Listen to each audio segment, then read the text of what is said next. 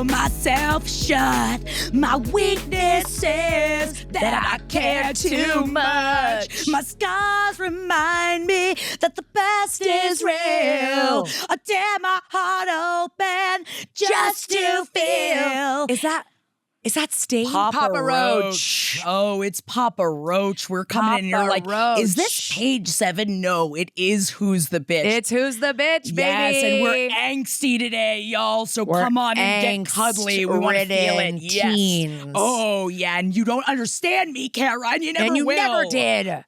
I'm Kara Clank. I'm Jackie Zabrowski. And this is Who's the Bitch, the podcast where we tell you who's the bitch. Yeah. And Jackie wanted to get into, Jackie's been revisiting an old genre today. Yeah, I have been. Or recently. It has been recent. I've been really getting into, I made this playlist a while ago called Someone Call a Doctor because I'm sick. And I've been listening to that a lot. Like, you know, there are just times in your life, and it's not that I want to go back to being a teenager. Lord knows that's the opposite of what I want to do. Right. But you know when you hear a song in the wild and it sparked something within me, and it was this song by Simple Plan that's called Perfect, and it was like just some meme, it was like just some viral thing on Instagram that was a guy that was like, oh, today my 12-year-old hates me, so I'm playing them the music I used to listen to when I hated my parents. And so he was playing Perfect, which is all about like,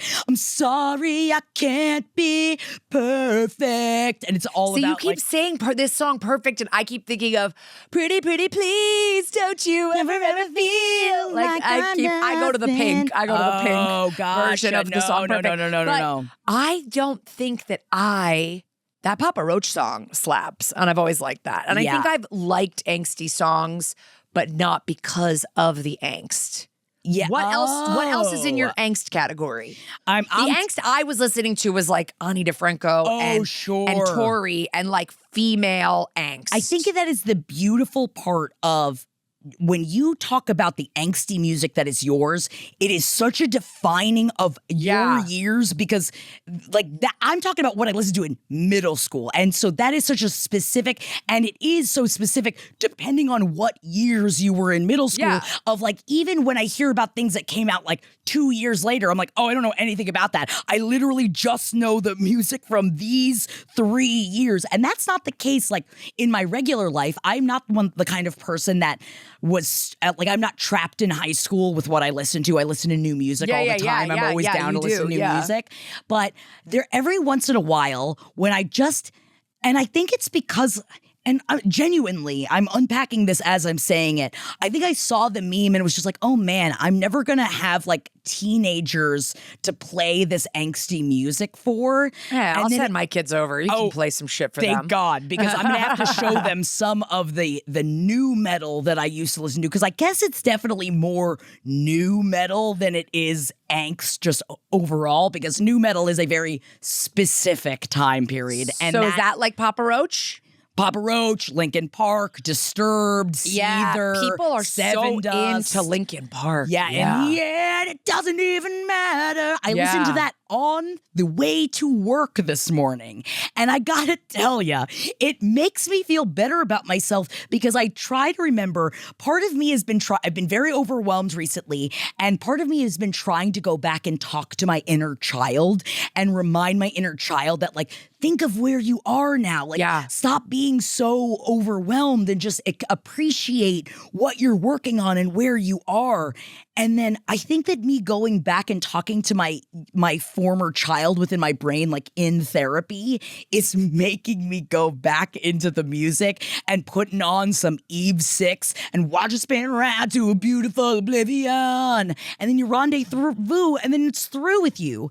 And I am worried that my husband's going to come home from work. I mean, this is literally, I was listening. Your tender heart is going to be in a blender? Yes, and he's going to watch it spin around to a beautiful oblivion. And he's going to wonder, like he did last night when I was laying in bed naked after a shower, and I was laying in bed still kind of wet, listening to Simple Plan's I'm sorry I can't be perfect. And I was listening to it aloud in my bedroom, and my husband's like, what's up, Was it making you feel like, wow, I used to listen to this at a time where I didn't know how life was going to turn out. Yes. And now I feel like my life is pretty good or Yes. like that. Yes. And it was like a bittersweet symphony that was happening for me that I didn't even expect. And that rather than making me feel more angsty, it made me laugh. And it made not laugh at the emotions I used to have, but just laugh at like me feeling like a 13, like I was laying on my bed naked being like, I'm sorry, I can't be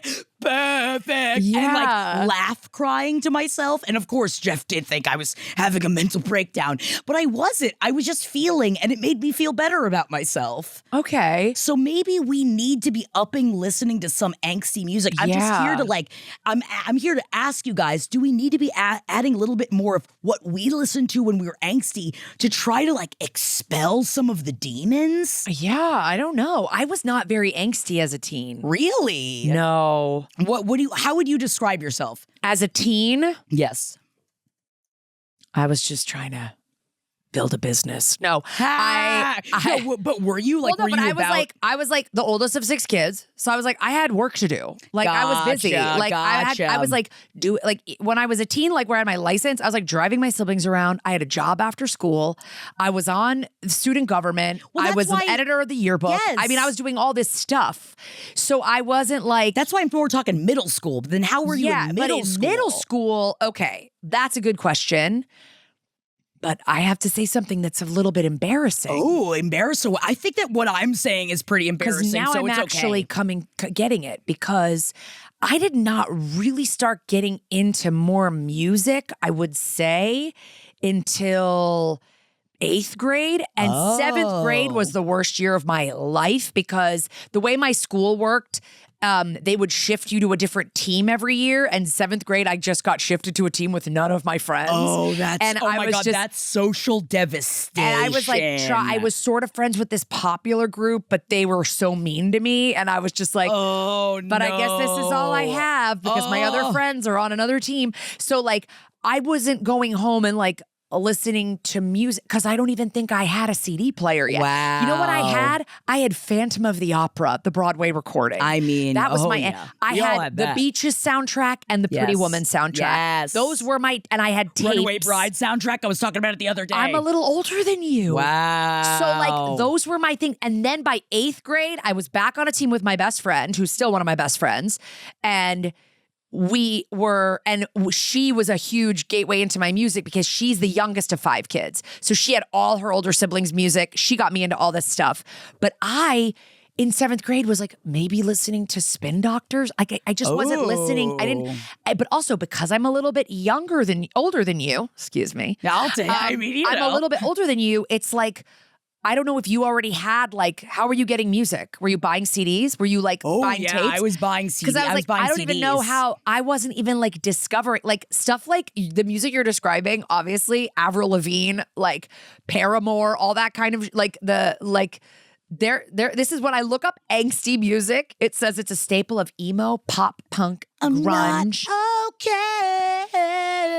And like that stuff was all coming out a lot more when I was in high school and college. Gotcha. So all the My Chemical Romance and all of that, like that had nothing to do with your like youthful youth. But I was like by 8th grade, I was listening to Ani, Tori, like all kinds of like female like stuff that's very personal. Yeah. I would say angsty as well. I feel like we're unpacking this. I think that this has a lot to do with the fact that you weren't raised by television the way I was raised by television. I wasn't allowed to watch it during the week. During the week. So then you would binge it during the weekends. But we watched television every day. And I had on like, we weren't allowed to quote unquote watch TRL and like MTV and all that stuff. So I would watch it on the sly. So in my brain, listening and like watching all of the music videos was like my way of being a rebel. Yeah. And like me listening, because I had the 5 CD disc changer on my stereo. So I would be in my room screaming so that everyone could hear it in the house. I'm not okay.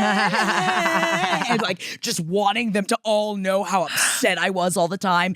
And Henry does love you. He's like, man, oh, I miss those years. Oh, I really miss when you were horrible. I think it was like we all shared rooms in my house. We all had shared rooms. Like no one had like a stereo until we were like way older. I think I got a little mini stereo what it is. when I was like in 8th grade. And so it's like I was not, there was no outlets for me to be angsty really at that time. Wow. And you didn't have the, you're not my real mom, as they say it to my real mom. I definitely would get in fights with my mom and I'd be like, you're asking me to do too many things. Like I can't watch the kids all day while you're at work on a Sunday. That's be crazy. But that's also crazy too. And I think that both of us, and part of the reason why we get along is both of us have been busy since before time. Like I've been busy forever. My mom kept us busy when we were young. I immediately was also the person in charge of everything in high school. So you're right. In high school, I didn't have time. Yeah. I didn't have time for any of this. So that's why it all stuck in middle school. And like my kids now, I'm trying to go, Rosie will go, I'm bored. I go, get into it.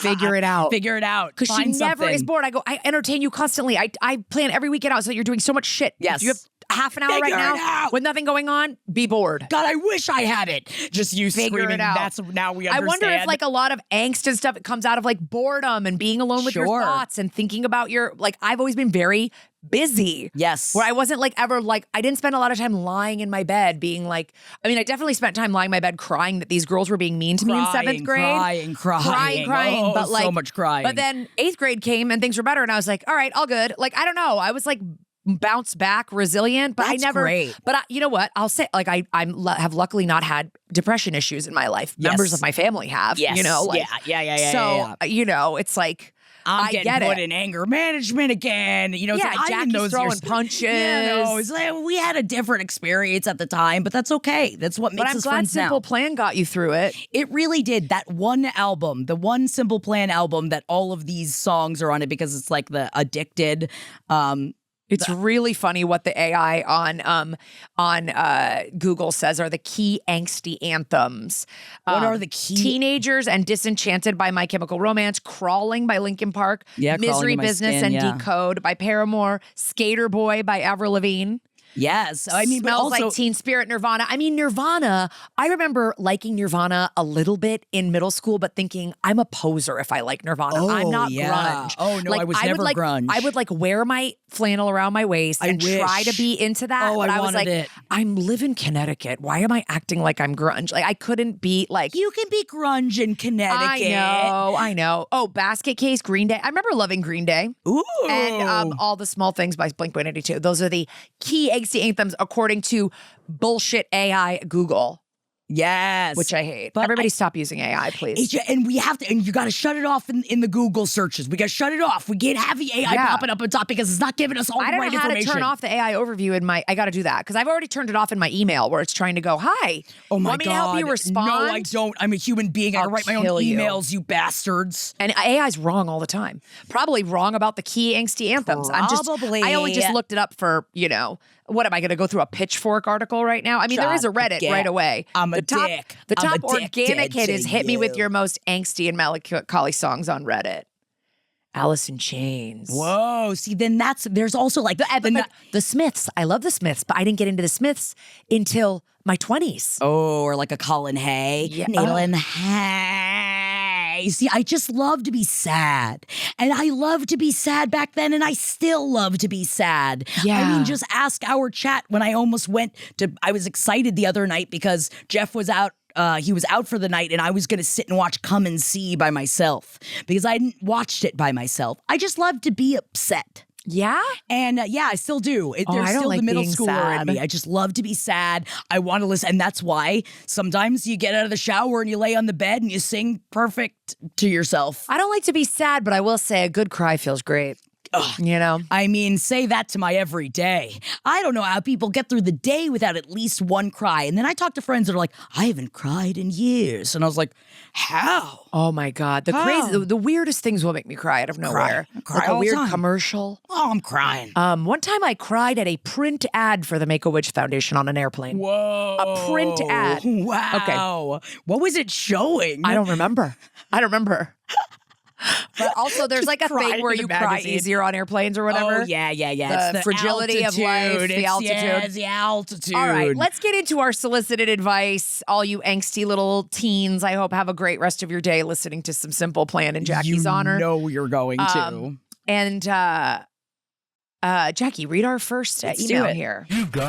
Dear amazing, beautiful women of bitchery, I have a low/high stakes query. I think we need to like redefine high stakes, low stakes for people too. Ooh, okay. Why? Some What do you people think are this like, one is? this is low stakes, and then it's like a fully defining of their relationship.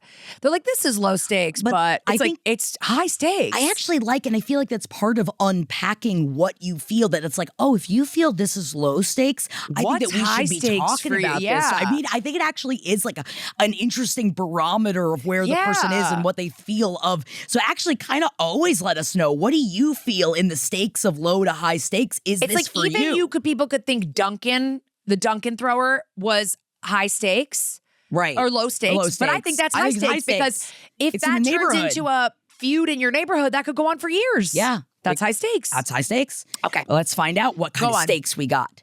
My husband and I both work in the maintenance department of our city's public school district. Me for 11 years and my husband Ben for 6. I got him the job, and from there he got his best friend Noel a job. Noel quickly moved up the ranks and is now in management.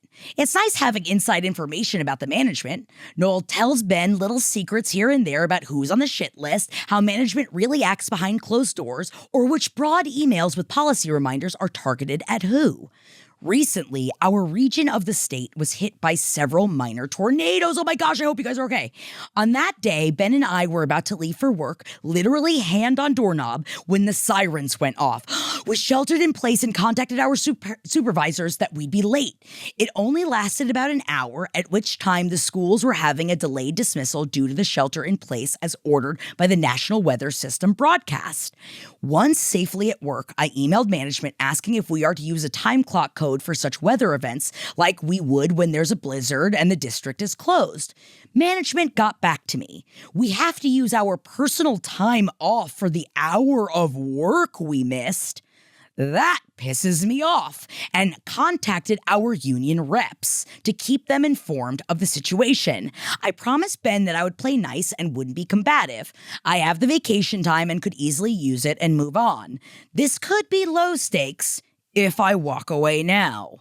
The thing is, apparently Noel told Ben that the final boss, John, fought with HR all weekend just to allow us to use vacation. That HR was going to make us take absentee without pay. The high stakes are that this is my fucking life, and I'm not going to die for being expected to drive directly into a tornado for work. Also, recently Noel was telling Ben about how management, including John, all came out to different understaffed schools during the last big storm and helped them out. I'm starting to suspect that Noel is placating Ben, myself, our friends in the district, and whoever else we work with. Perhaps he's quelling any animosity that could be brewing by telling us how helpful management is when no one is watching and that they fight for us. Am I the bitch for wanting to pursue this issue after promising my husband I wouldn't? Who would I even go to? HR is apparently an enemy against us here. Is my husband the bitch for being non-confrontational? He hates that I push back against authority and he believes what Noel is telling him. Is Noel the secret bitch, knowing or unknowingly, for helping give management a good reputation? Would he even tell my husband if I was in trouble? By protecting management, I think he's protecting himself. Thank you, Jade. All names have been changed. And I just forwarded you a picture that she took of her school during the tornado.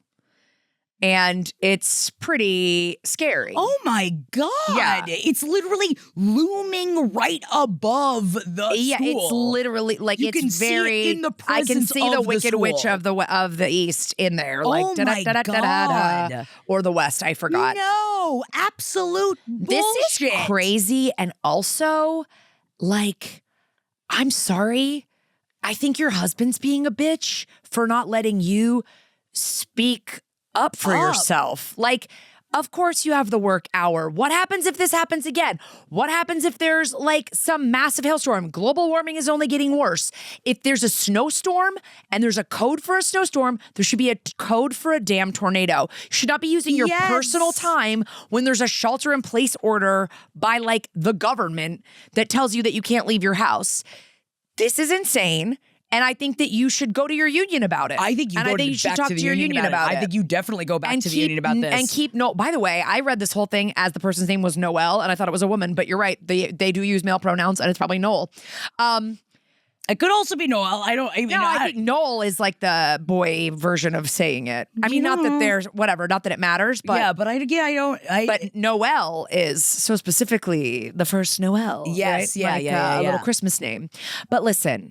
When there's a shelter in place, that's crazy, ridiculous. And I think you should tell your husband that you're not going to like make a scene, that you're just going to look into this because this isn't going to be the first time that some kind of massive weather event. I mean, like, what did they do during COVID? You've worked there for 11 years. Like, what did they do when there was like shelter in place, stay home orders? Like, where you guys, I'm sure you just worked from home, but like, this is super not okay. And you've been working there for so long, and the fact that this hadn't come up yet. No, you fight this. This is absolute. You're going to, like you said, what are you going to risk your life? This picture, there is a tornado over the school. You're going to risk your life for that? No. And I don't really care that Noel is feeding you guys information that John fought for you guys to get worse than the bare minimum. Like, it's an hour of work that you should be paid for. Yes.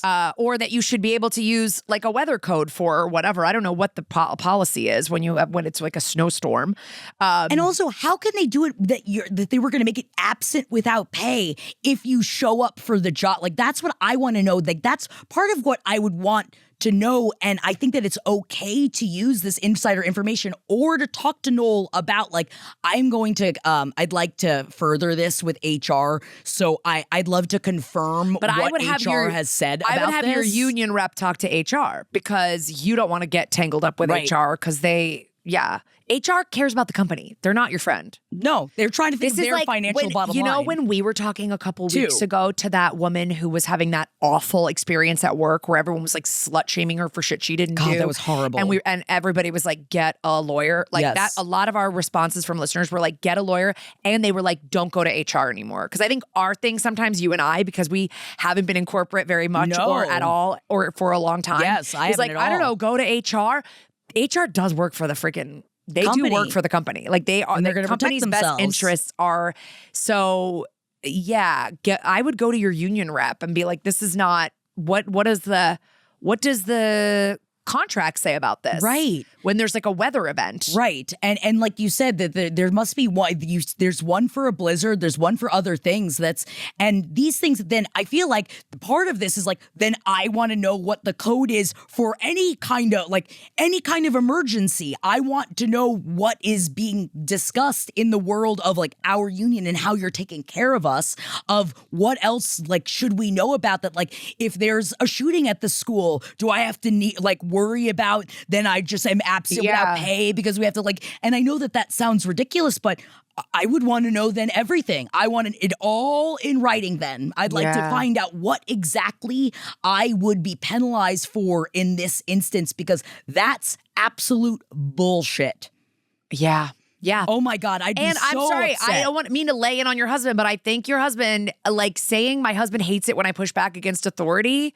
Fuck that. No. He should know who he married. Yeah, and also that's not who else is going to speak up? And you're standing up for what's right. Does your husband like Superman? Like I feel like there's like ways in which that this could be discussed. Not to just assume that all husbands love Superman, but I just feel like mine does. Mine it's his favorite one. And I feel like it is about standing up for not only you but for other people to keep them safe.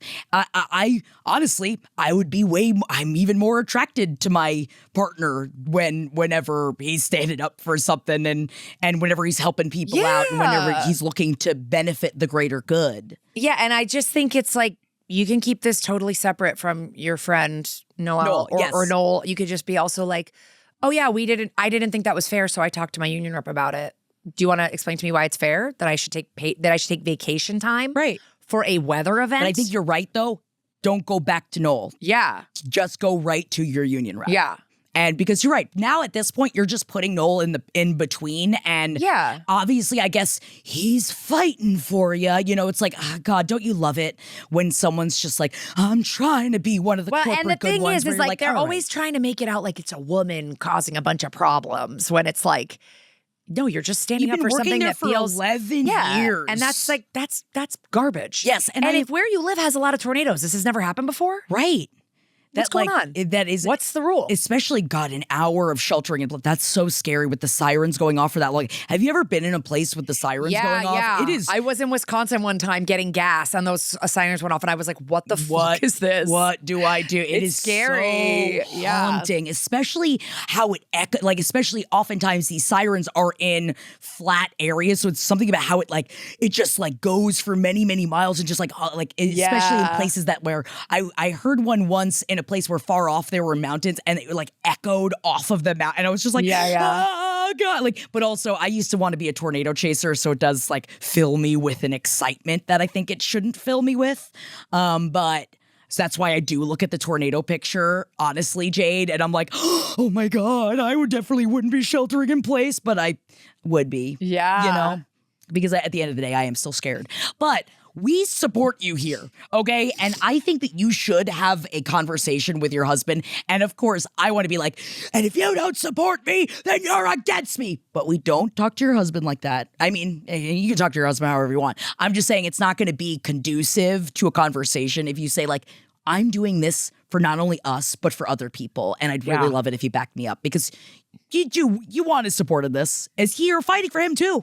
Yeah, and it's like no skin off Noel's back. I don't know. It's like, who cares? He's in management, whatever. I know, but you know exactly that. Once someone becomes upper management, they're like, well, we're doing everything. We're really doing a lot, actually. There's a lot going on that you guys don't know about. Actually, a lot of boots on the ground. Okay, whatever. Let us know what happens.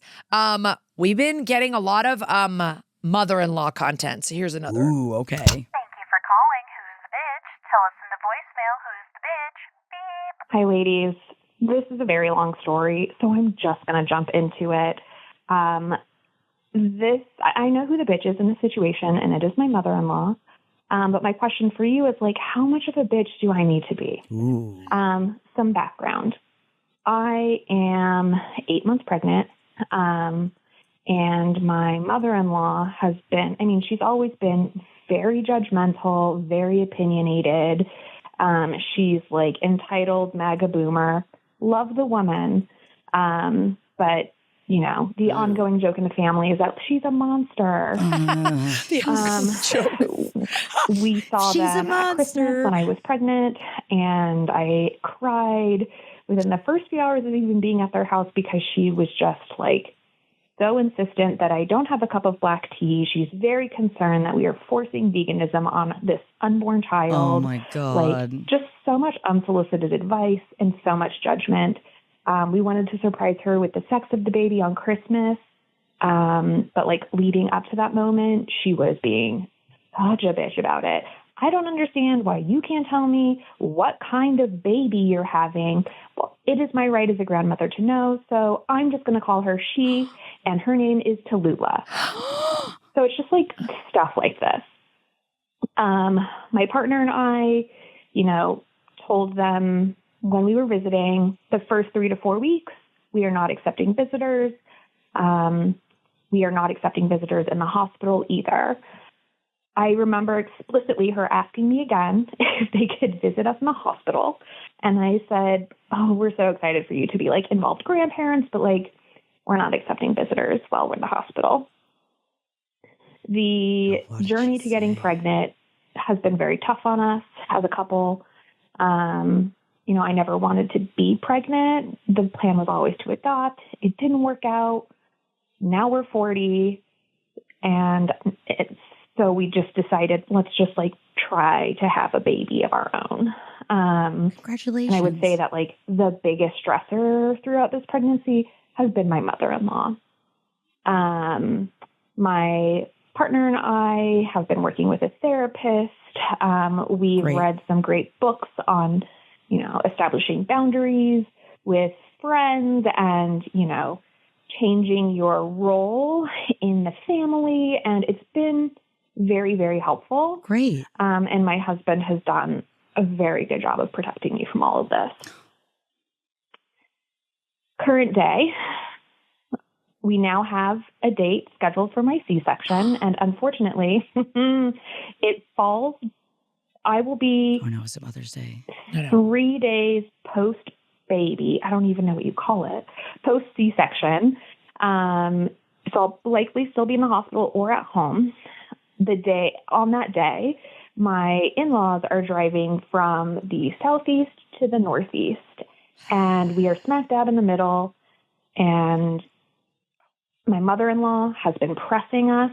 Would love to come to the hospital, would love to come to the hospital. Like, can I come to the hospital? And the answer has consistently been no. We've told her no. I'm not even kidding. Probably like 10 times now.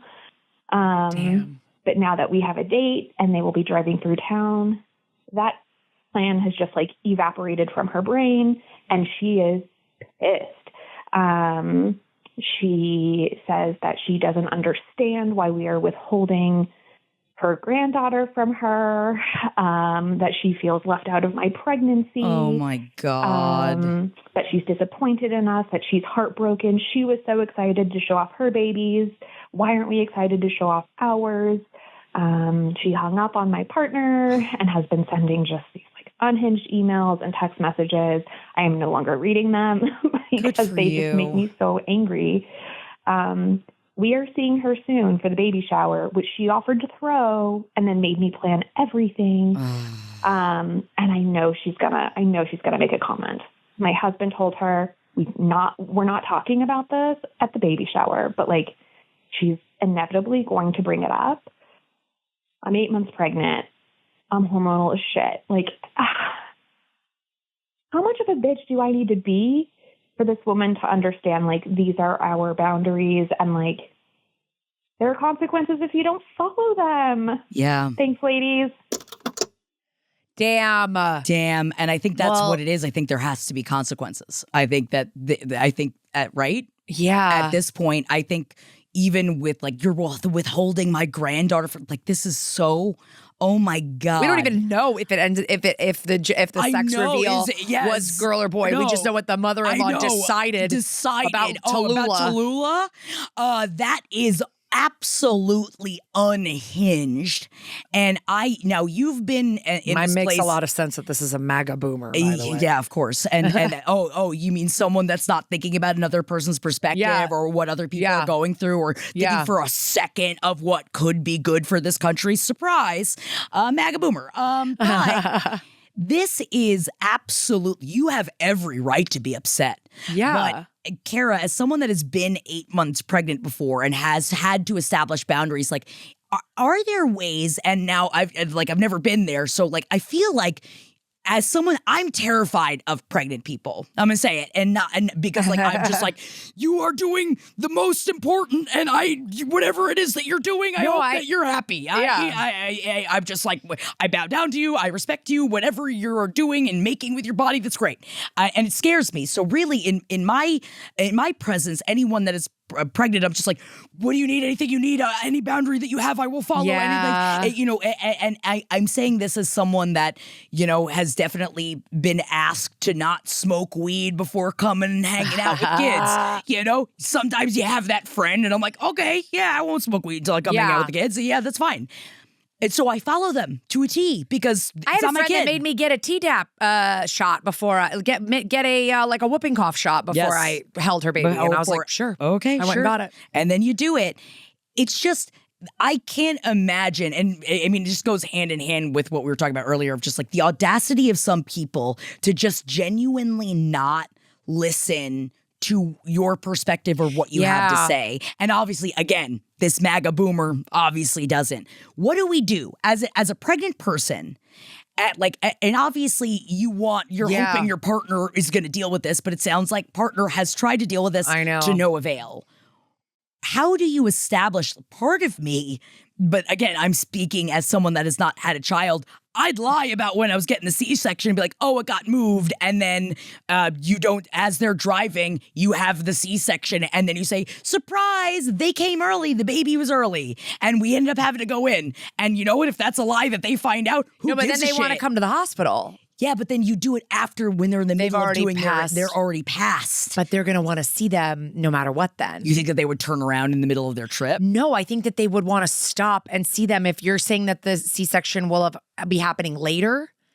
Yeah. Or, they're just going to want to come by no matter what. Yeah. Baby or no baby. So I think you said 10 times already. I mean, honestly, like I think your partner, has to just go to his mom and say, this is the final word on this. We have decided on this plan for our family. You don't need to understand it. You don't need to get it. It's not something that we need to make you be right with. If you come to the hospital, we will have security escort you out. Like literally, that's it. Like I know that sounds dramatic, but I think like, you need to get dramatic because it sounds like you're dealing with a dramatic this monster. This is the kind of a woman. I love the way that you wrote that. You go, yeah, the big inside joke in the family is she's kind of a monster. Like that's no, and eventually with these moms, someone has to freaking hobble them somehow, and like. Unfortunately, I feel like this is your I don't experience. know. No one has probably ever told her no. She's probably literally been like, oh, if I just keep nagging, I'll get what I want. But that's why I'm saying, like you said, have her taken out by security. Like, I feels like this is the kind of thing that sometimes someone that is over dramatic needs to be dealt with in over dramatic ways.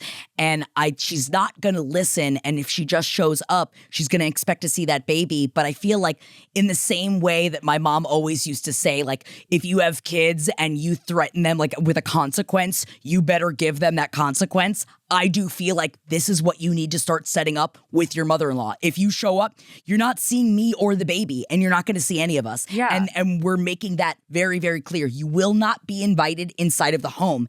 And then if she shows up, she's not invited inside of the home. And she's going to have an absolute freak out. Yeah. But guess who deals with that? Your partner.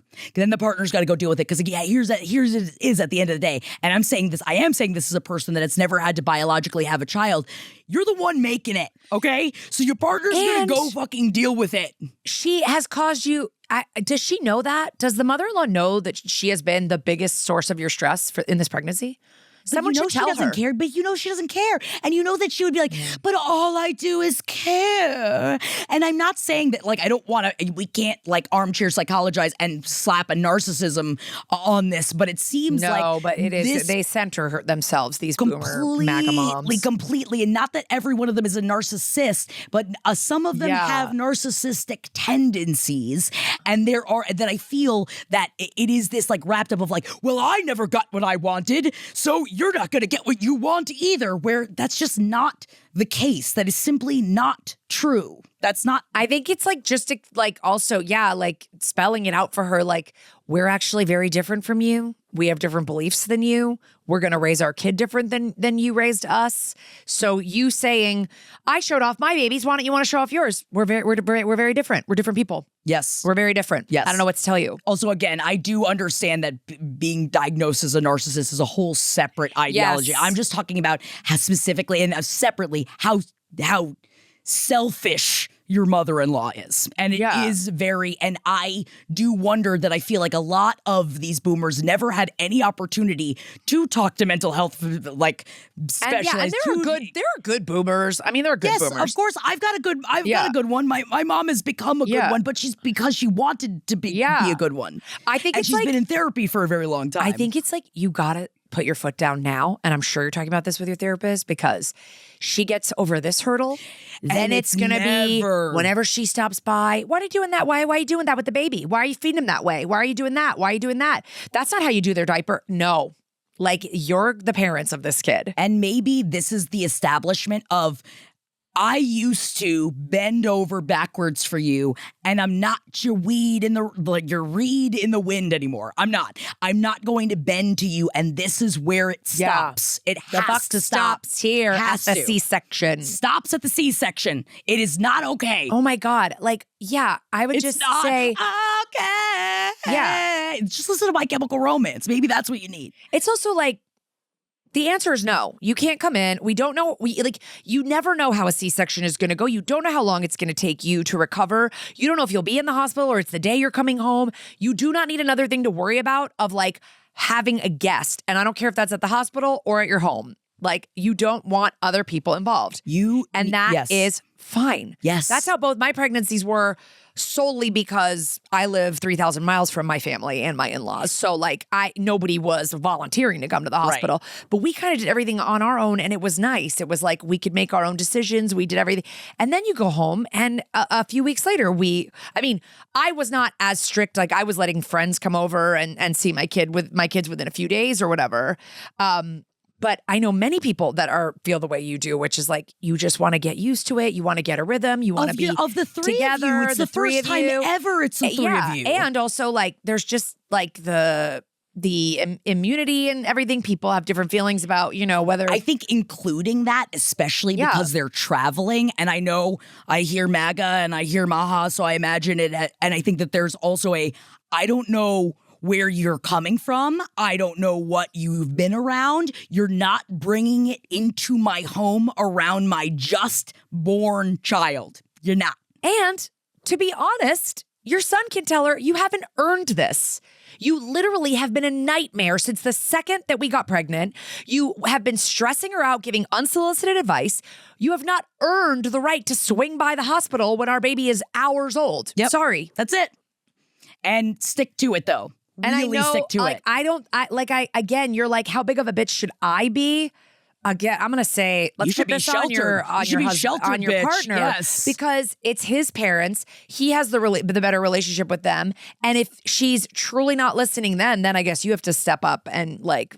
I would like literally just like scream and be like. But I think it would definitely get to a point where then you would have to be the bitch. And unfortunately, someone like this in our life is going to be like, oh, and then she's the worst daughter-in-law I have ever. Fine. Tell her to Google no contact. Tell her to Google no contact. Oh and my how God. many people are just going so easily no contact with relatives for good reasons all the time. Just buy her Mel Robbins's Let Them, buy her the book and send it to her and be like, maybe you should take a page out of this and just let us. Well, Mel Robbins is a bit of a grifter, right? Yeah, I've just been hearing a lot about Mel. My mom just recently read Let Them, and it was the kind of thing where I've just heard so much about Let Them that I was like, let's discuss this for a second. And we did my mom and I did have a really good conversation about it. And it was just funny that it was the Let Them theory is everywhere on the internet. So sure. That's why I feel like maybe it's just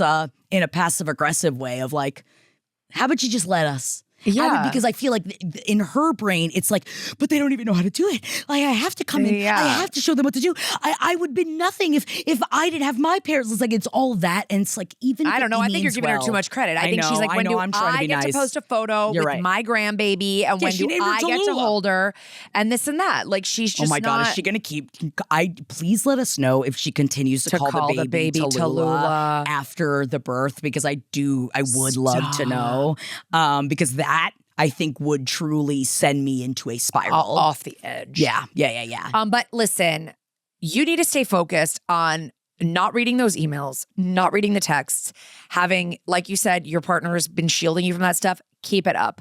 Like, the last month is just like, you just want to be done with it. And you're gonna feel your resolve weakening about this, because you're gonna go, you don't want to deal with it. I just don't want to deal with this. Fine, come by the hospital. Don't do it. Because it's going to be a road to her fucking walking all over you for the rest of the time that your child is like from the next 18 years. We're not having this. We're not doing this. And we're stopping it now. The buck stops at the C-section. Yeah.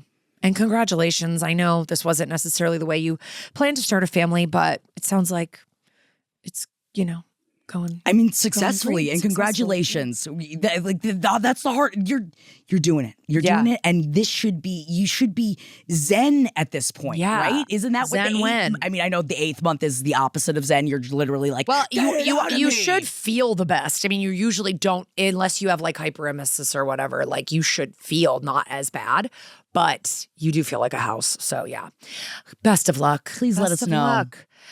Okay. Next email. Hi, Karen, Jackie. Love you both so much. When this situation happened, my wife told me I had to submit this to you. Ooh. So let me get to the good shit. My brother got married back in October. Before the wedding, my mom and I got along great with this person named her P, but I'm calling her Persephone. Oh my God. Because I doubt that's the name of your sister-in-law. And it would just be easier, I think, for understanding the story. My sister and I got along great with Persephone, my now sister-in-law. My dad passed away years ago, so he won't be part of this story. So what happened? On the day of the wedding, an hour before the ceremony, the wedding planner made my mom go home and change her dress because she said it was too close to white. What? My mom kept it cool, didn't fight, went home and changed into a navy dress. Luckily, she lived close by, but the groomsmen saw what happened and word spread fast, so it overshadowed the entire wedding. Our entire extended family and friends were pissed on my mom's behalf, and the vibes were ruined. Here are some critical details before you start the questions. I love this caller knows us. They're like, before you guys start rattling off all your questions. Okay. The dress was champagne colored and did not look anything like a bridal dress. If I thought it was risky at all, I would have said something to my mom. She's also not the kind of person to make that mistake. Second point of fact, my sister-in-law's wedding dress was white. Not off-white, nothing close to champagne. It was just white. The bridesmaids wore black. Next, my mom offered to share pictures of her dress with Persephone ahead of the wedding and told her what color it was. Persephone declined to see the pictures and was fine with the color. I caught the bridesmaids glaring at my mom multiple times during the wedding ceremony across the aisle. Persephone and my brother didn't acknowledge it and avoided my mom at the reception. My brother saw my mom in both dresses on the wedding day and said nothing. They only acknowledged it 2 days later. To this day, they both blame the wedding planner, who was hired by my sister-in-law. I don't think a wedding planner would ever do something this drastic without direction from the bride because of the drama it would create. By the way, just saw that movie yesterday. The Wedding Planner? No, the drama. Oh, the drama. I was like, oh, we're talking about J-Lo? No. When they did finally acknowledge it, all my sister-in-law said was, hope it didn't ruin the day for you. They didn't seem shocked or outraged, so they had to know what happened. This event has completely soured the relationship between my mom and my brother and my sister-in-law. It's snowballed into a lot of tension and drama. I get that it was my sister-in-law's wedding day, and if she felt uncomfortable by my mom's dress. She is the bride, and she should be comfortable. I think she should also own that and have an honest conversation with my mom so we can move on. Was my mom the bitch for wearing a champagne dress? Could the wedding planner be a rogue bitch? Are my sister-in-law and brother the bitch by refusing to acknowledge the humiliation and truth of what happened to my mom? Keep up the fabulous work, ladies. This show brings my wife and I so much joy. K. P.S. One final detail that I didn't know where else to put this. My mom threw the rehearsal dinner party, and during the planning, my brother warned her to keep it modest because Persephone was worried it would overshadow the wedding. The party was, as planned, low-key and complimentary to them. But we found that weird because a rehearsal dinner could never outshine a wedding. Overshadow the wedding. So maybe Persephone is just super insecure? Whoa. Okay. See that? This is so wild because I've seen so many freaking mothers of the groom and mothers of the bride wear champagne at weddings. Yes. It's like a classic navy and champagne. Yes. I would say are classic colors that these women wear. Yes, for a mother of a groom or a mother of a bride, like that is part. I mean, if you look up like parent of the people getting married, often it could be anything. It also could be anything. Absolutely anything. Here's the thing: what pissed me off the most about Persephone And what, like, I feel like I would have drawn the line here was when your mother said, I'd love to send you pictures of the dress, and she said no. That's where you lost it. And now for she's Stephanie, that's where you lost it. She's pretending like the wedding planner went rogue. If I found out my wedding planner went rogue and embarrassed my mother-in-law like that, I would fucking fume. Flip out. And especially even if it were not my mother, if it were my partner's, anyone. You're paying a lot of money to a wedding planner, and there's no way a wedding planner outside of direction from the people getting married is going up to a relative in the wedding. Yes. Like, and I could see a wedding planner seeing maybe some slutty friend walk in like a full white gown and go, you can't do this or whatever. I also would think that, like, at that point in the wedding, it would mess up way more. And think about it from the point of a wedding planner. It would mess up way more to send the mother-in-law away, to have her come back, because think of the scheduling. If there's one thing, if you have gone through a wedding day, and especially with a wedding planner, like I have, they schedule it to the T. Every single thing is scheduled. There's no way my wedding planner would have put that kind of hank in the schedule without something that I asked them to do. No, there's no way. It's bullshit. I think she absolutely was behind it, and she had her do it. Especially because of I feel like that addendum was even more so the fact that she said she didn't want the rehearsal dinner to overshadow the wedding. What are you talking about, girl? I also think that your sister-in-law is too wuss to bring it up or to acknowledge it. Like you said, she should just own it and say, oh my God, I'm sorry. Once I saw you, I started stressing out that the color would look weird in the photos next to my white, and I should have just come to you. I'm sorry. It was the day of my wedding and I was going nuts. She could have absolutely done that. And it would have been like, done water under the bridge. But or it definitely would have been an eye roll at least, but like, all right. Yeah, but your brother and your sister-in-law avoided her and the then whole day. tripling down that it's not them, that it was just the wedding planner. I think your brother's being a bitch here too. Because I'd go to the brother and be like, if it was the wedding planner, why didn't you then at least fire the wedding planner or have something to say? Because if you found that out, you would have flipped out. They're claiming they didn't even know until after. So not firing, but why did you guys seem so chill? Why did you seem so chill with a wedding planner taking something upon themselves to embarrass our mom? Yes. And all your groomsmen, those are your guy friends. They all just spread it around. And then Persephone, your girlfriends were shooting her dirty looks. Like, why would you guys make my mom an enemy at a wedding? Right. And there are mothers-in-law. We have just enemies at the wedding. A mother-in-law voicemail.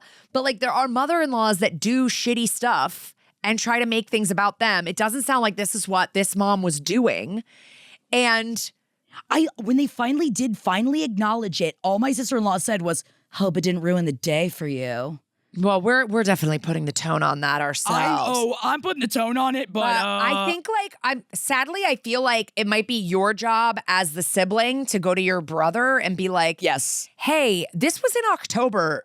You wrote us this in, I think, March or April. This is still festering. It's been 6 months and mom still feels bad about this. I think that you guys really need to clear the air with her about this. And he might not be thinking about that because he's a man and they're dumb. But I think you have to realize this is not just a switched dress. This is she felt disrespected on her son's big day. Right. And also, I guess. And that you didn't stand up for her or talk to her in a way that was communicative, where you could have gone to her. I mean, he could have gone to her, right, your son, and gone, hey, mom, the wedding planner thinks that you should be wearing, you shouldn't have even, there was no way, even if you, that the wedding planner should be approaching the mother of the groom about something like that. No.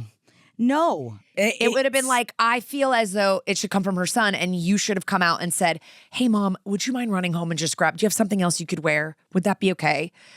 And then she would have been oh, no problem. And it would have been in front of the groomsmen, and it would have been private, and none of this would have snowballed. You guys handled it the wrong way.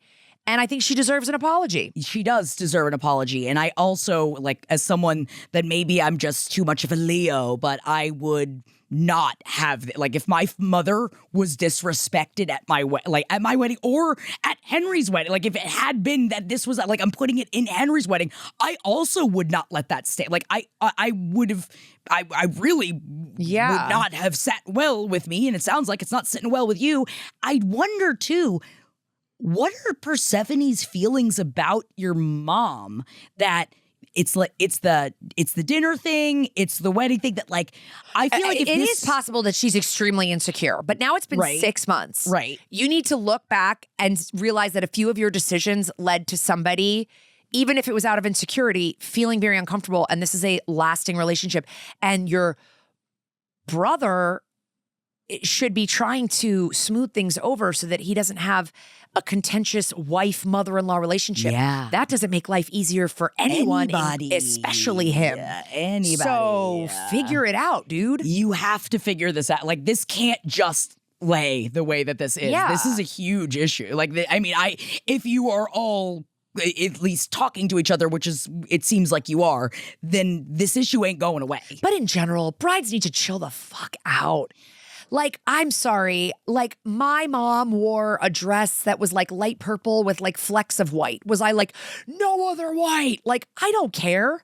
No, I mean, even it was the kind of thing, I had a goth You are the wedding. bride. You are the center of attention. Exactly. I had a goth wedding, and at first I was talking with someone that was like a friend of mine who is a stylist, and she's like, do you want to put it out there that no one can wear black at the wedding because I wore a black wedding dress? And I was like, no, it's a goth wedding. I feel like people are they're gonna know I'm the bride. Guess what? No one was just staring at some chick in black going, is that the bride? No, everyone knew I was the bride. Everyone knows. They're all there. It's like all this stuff about the white and like the this and that. And yeah, I don't know. felt like I stood out. You know why? I was wearing a huge fucking gown that I paid a bunch of money for. So like I felt special no matter what. Yeah. And it wasn't like I wasn't thinking about other people wearing black or anything like that. We did encourage people to wear fun colors. But I think also a lot of times on wedding days, brides are just like full of nerves and they're looking for people to like yell at. I've been in the bridal suite with so many of my friends where I'm like watching them overreact about something that's like really not that big of a deal, or we could fix that easily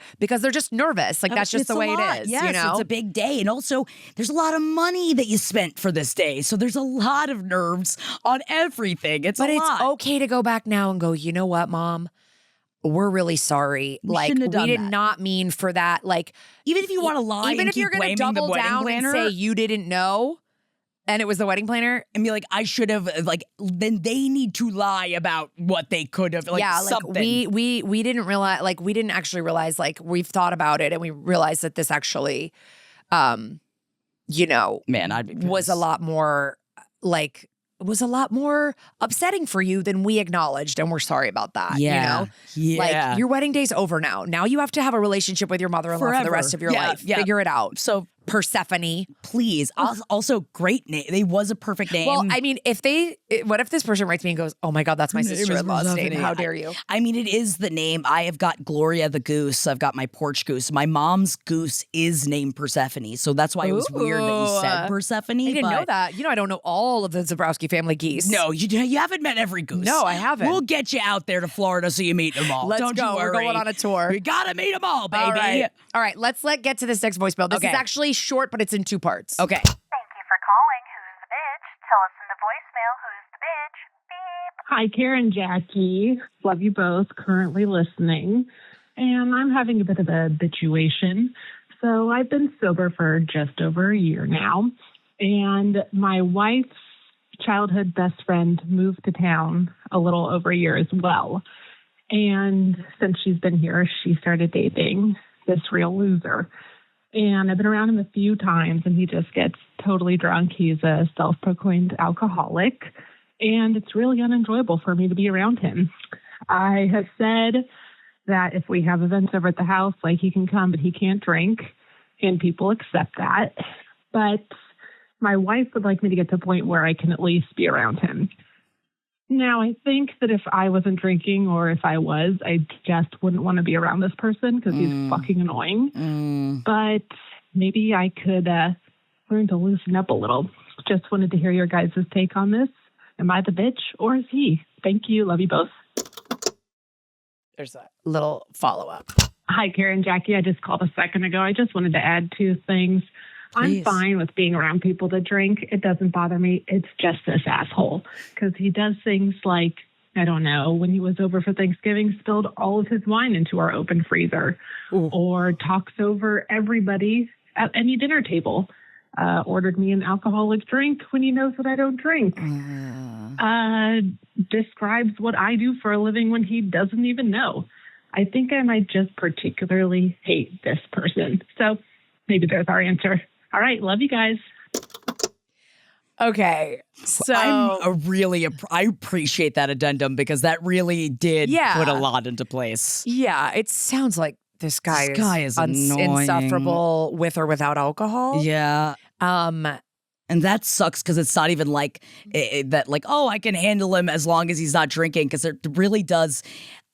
As someone that I also live most of my life booze sober, and my husband lives a sober life as well, we've dealt with, the certain people in our lives that had never, honestly, we've dealt with them to such an extent that anyone that was a brutal alcoholic that wasn't taking care of themselves and was ruining their lives with it, they're not in our lives anymore. And I feel that my marriage has really helped that happen because I didn't quite understand how much it was hurting my life. Yeah. Just because then you realize, like, oh, we don't even have booze in common, so I genuinely don't even understand why we're around each other anymore. And this has got to be so difficult, but I think that you got to talk to your wife about this. I think that this is definitely a situation where it is okay that sometimes we're just not friends with all of our partner's friends. And this sucks because I know that, like, it sounds like your partner really does want you to work on this, but if your wife knew. If we have we tried a sober hangout with the guy yet? Okay. Maybe, he sounds like annoying, but maybe it's exacerbated by the alcohol. So if the sober hangout, you find yourself able to be like, listen, I can do 2 hours tops, in the same room or whatever, then that should probably be enough for your wife. But if you're even that 2 hours was excruciating after even when he's sober, he's mansplaining, he's condescending, he's sort of like a know-it-all.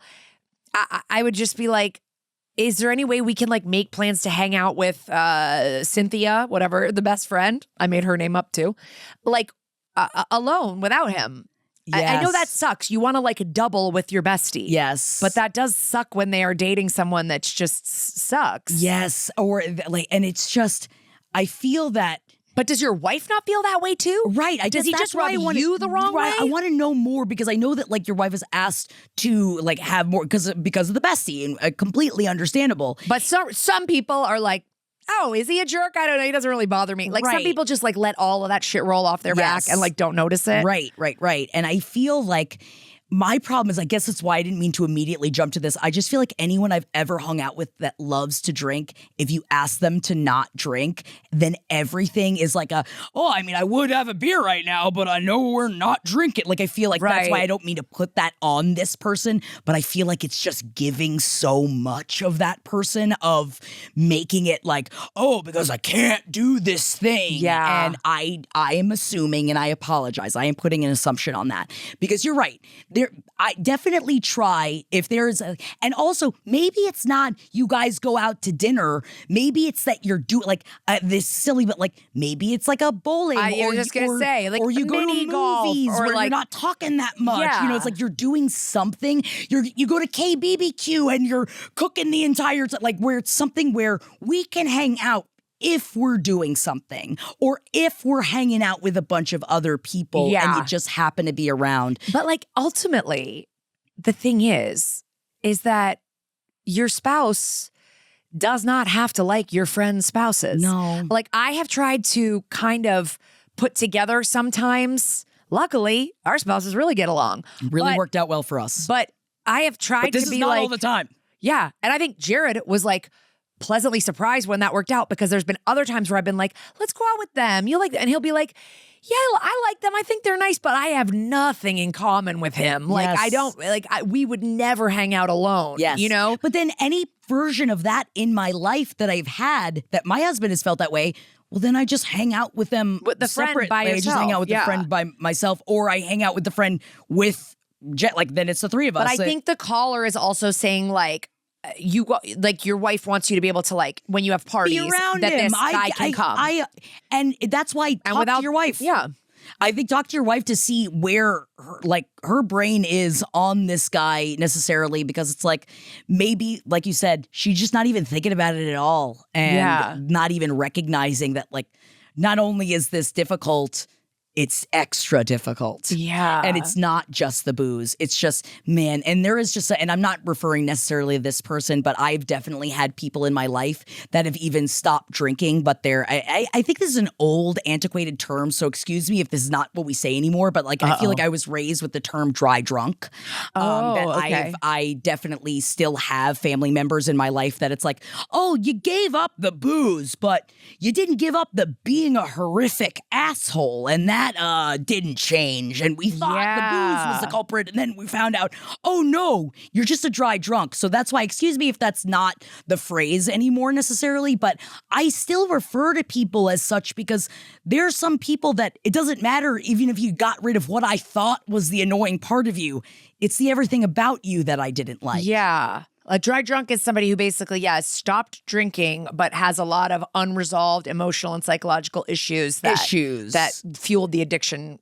Correct. To start. That may be most likely, and especially with boomers, that are not being dealt with or worked on. Yeah. But I know we're not talking about a boomer right now. We're talking about someone younger. Well, it's just we don't know. We don't know.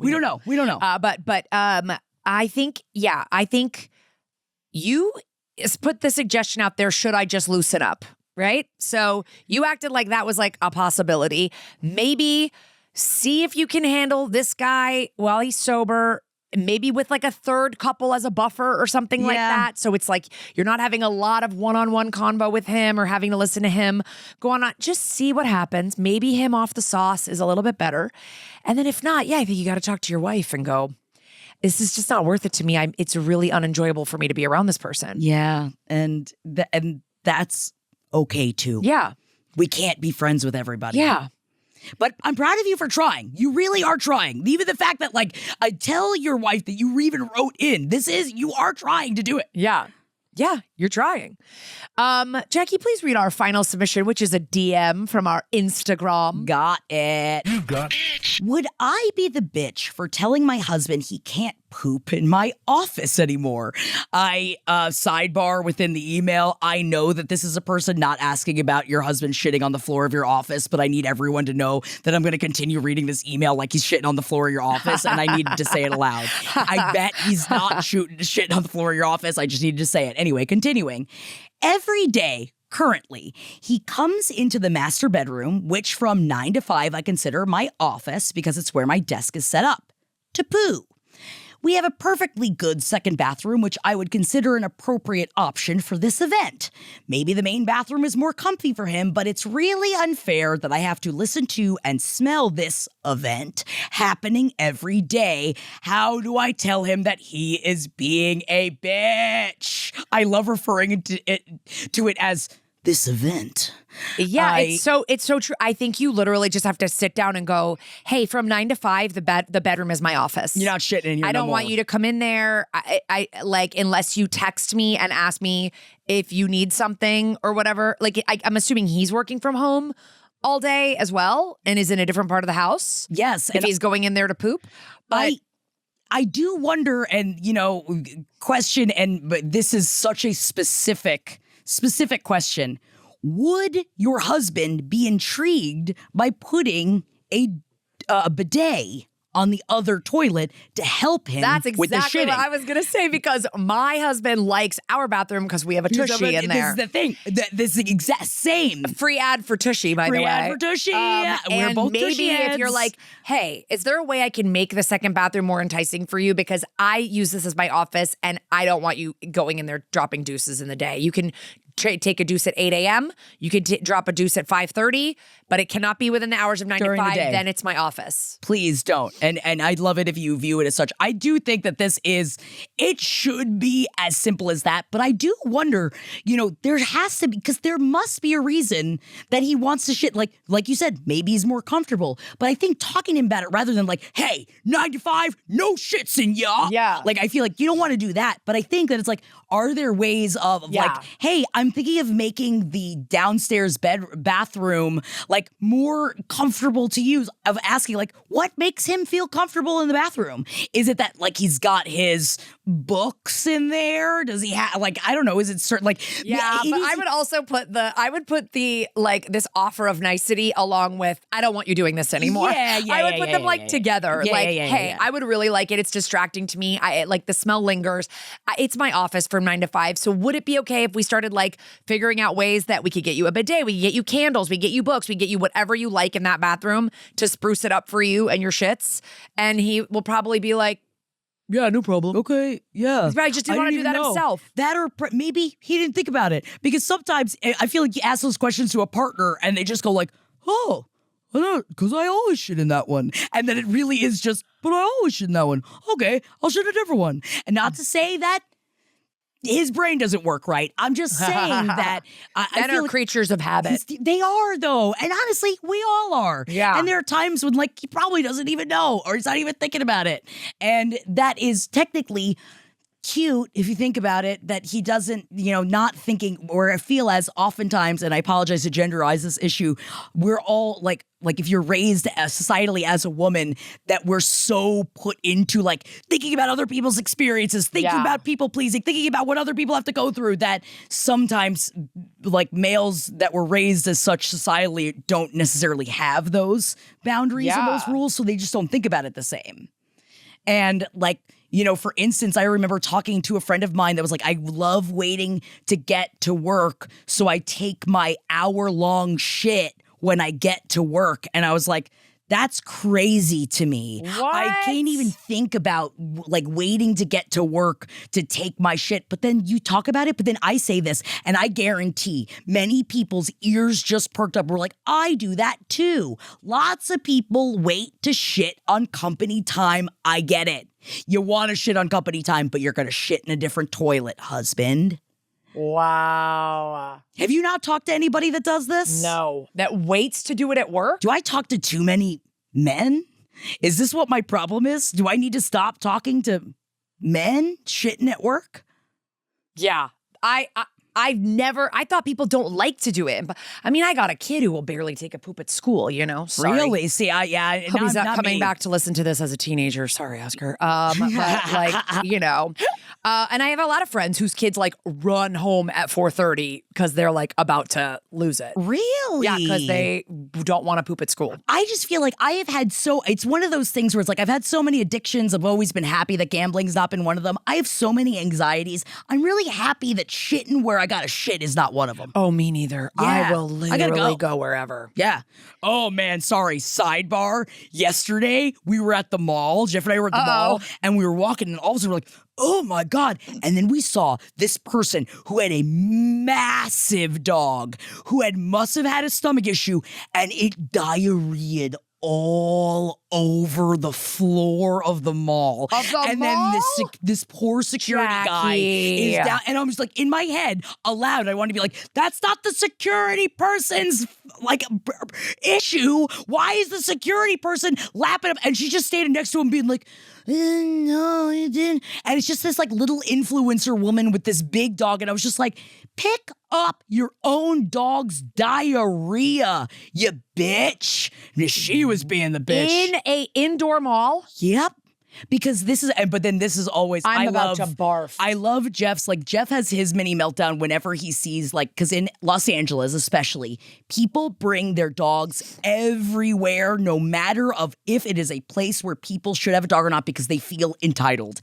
And I love that Jeff will then be like, this is why. And he's like, a huge dog in here. If your dog is having diarrhea, maybe this And they didn't get right down on the ground and start cleaning it up? They just walked away? No, they were just standing there being like, what do I do in here? there's shit all over the floor.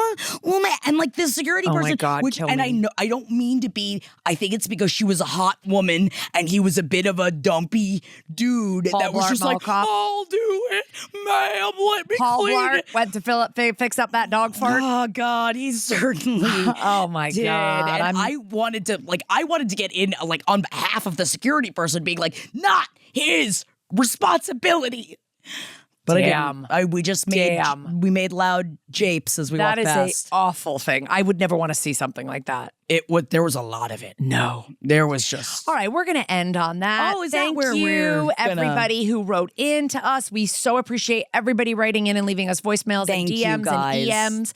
And who'sthebitch.com is always where you can find all the ways to Yes, get at us. get a hold and, of us. Who's the Bitch LPN on Instagram. Follow us for Jackie's unhinged memes. And they're perfect.